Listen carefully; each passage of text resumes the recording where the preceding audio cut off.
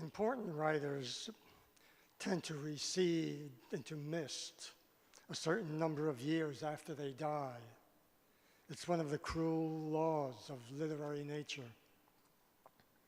But look around you, here tonight, Norman Mailer in 3 dimensions, Mailer everywhere, friends, colleagues, children, grandchildren, novelists and poets, editors and biographers, those who teach his work and those who study it, high school and college, US and Britain.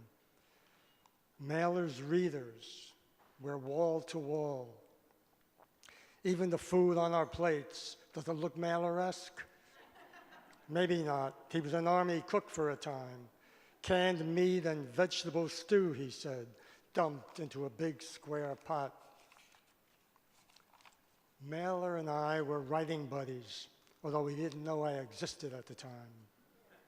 I was in my room, working on the first novel, slowly, staring at semicolons, and Mailer was seemingly everywhere, in print, in photographs and TV images, and within voice range. He was writing fiction, stage plays, screenplays, poetry. He was directing movies, marching in war protests, having arguments on television, running for public office. I read whatever he wrote. It was the 1960s edging into the 70s, and the country was turning itself inside out.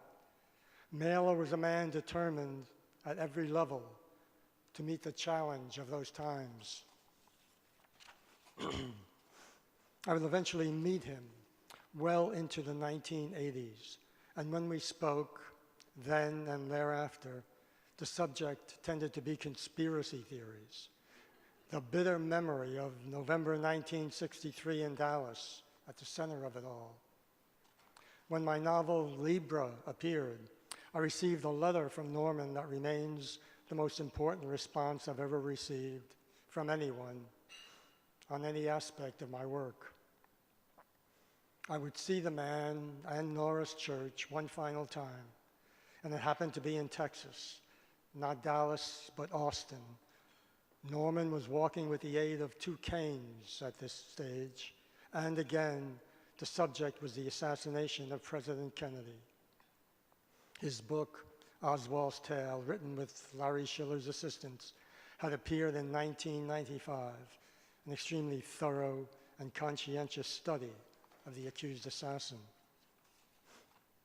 As the years pass, I become more aware of the young writer in the one-room apartment, working on the second-hand Royal typewriter that sat on the old Formica desk, and I find myself thinking of Mailer again, as I did then.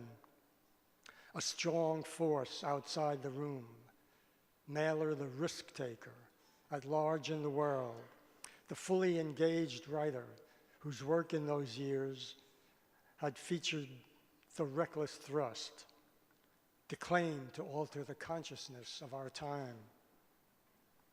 Does the contemporary young writer feel the challenge of this era? Or do we live in such anxious and introverted times that the digital mindset will determine the future of stories and novels?